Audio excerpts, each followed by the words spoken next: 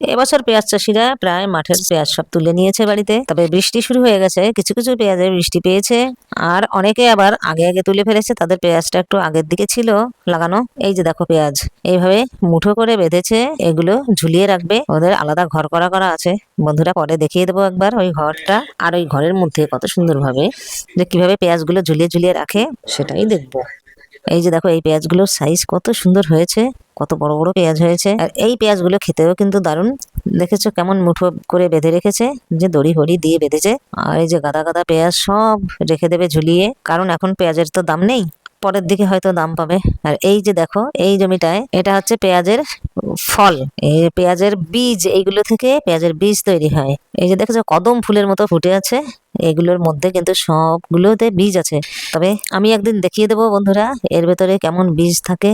এই দানাগুলো ঝরিয়ে, এখনো এই পেঁয়াজটা পুরোপুরি পাকেনি, এই বীজগুলো এটা যখন পেকে যাবে ওই ডান্ডাগুলো পুরো হলুদ হলুদ হলুদ হয়ে শুকিয়ে শুকিয়ে আসবে আর কালো হয়ে যাবে, তখন হচ্ছে পেঁয়াজটা পেকে যাবে। তো বন্ধুরা আমিও আগে জানতাম না পেঁয়াজের বীজ এরকম ভাবে হয়, আমি শুধু মনে মনে ভাবতাম যে পেঁয়াজের বীজটা কোথা থেকে আসে, পেঁয়াজের চারা পাওয়া যায় যখন নিশ্চয়ই এর দানা আছে। তারপরে তো দেখলাম যে এইভাবেই দানা পাওয়া যায়। এই যে এই জমিতে আছে একটু সামান্য কয়টা রসুন লাগিয়েছে, তবে এই জমির রসুন গুলো বেশি ভালো হয়নি বন্ধুরা, দেখতেই পাচ্ছ কেমন হালকা হালকা পাতলা।